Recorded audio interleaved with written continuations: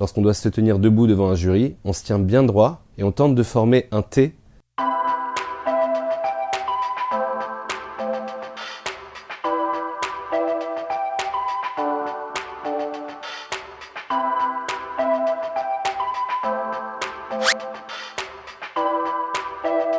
Il y a deux temps. Le premier, évidemment, c'est de l'écrire en entier, écrire toutes les pages au mot près, et derrière, en fait, faire des fiches de notes. Vous prenez chaque paragraphe écrit, vous essayez de le synthétiser en une phrase, et ainsi de suite. Vous allez passer d'un discours qui fait peut-être 4 ou 5 pages à plus qu'une seule page. L'étape d'après, c'est de mémoriser chacune de ces phrases et les synthétiser cette fois-ci en quelques mots.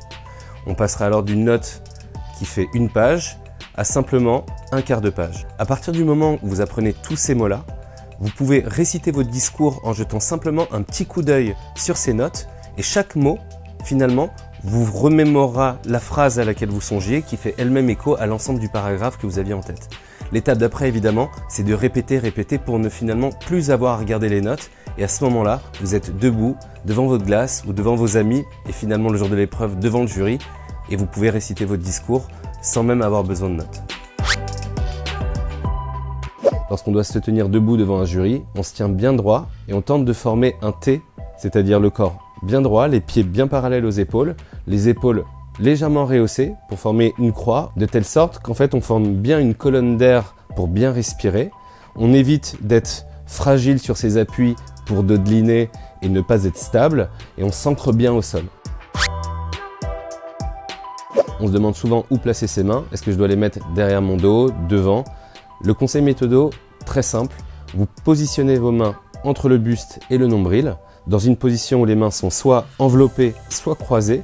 Croisées pour éviter de mouliner et faire des mouvements de main désagréables.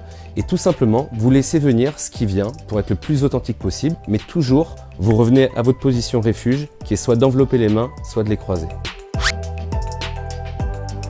Évitez au maximum de regarder en haut ou vos baskets ou à droite, même quand on réfléchit, on peut avoir ce réflexe-là qui est de réfléchir en regardant de travers.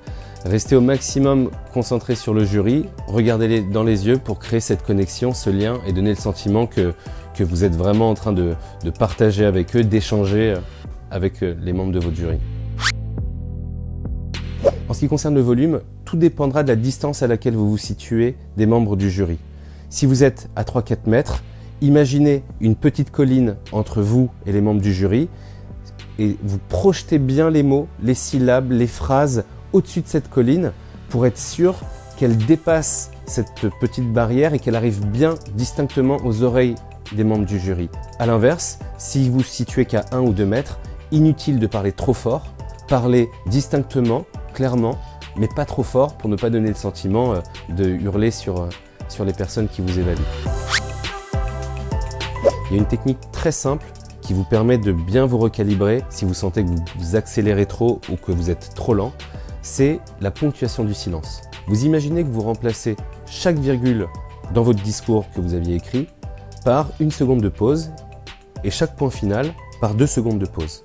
Vous allez donc vous mettre à parler à ce rythme, à cette fréquence qui permet de bien articuler les phrases, de laisser le temps à chacune de vos expressions de bien résonner dans la tête des membres du jury et ainsi d'être clair, audible. Avant l'épreuve, a priori vous avez répété votre discours plusieurs fois, désormais vous le maîtrisez. Vous pouvez garder et répéter encore une dernière fois votre discours en gardant éventuellement vos fiches de notes et vous entraîner encore quelques heures avant l'épreuve. Mais lorsque vous arrivez sur le site, inutile de vous stresser, vous allez avoir 20 minutes de préparation avant l'oral. Vous pouvez, au cours de ces 20 minutes, tout simplement retranscrire chacune des phrases qui synthétisent chacun des paragraphes et des grandes étapes de votre discours et finalement faire le plan détaillé, avoir le temps de le relire une dernière fois juste avant l'examen. On vient de le voir sur la fréquence du débit, parlez posément. Si vous sentez que le stress monte, appliquez la ponctuation du silence. Prenez le temps de respirer, articulez, pas de panique. Et surtout, en prenant le temps, vous allez pouvoir vous remémorer le plan détaillé que vous aviez préparé et les mots vont vous venir beaucoup plus naturellement.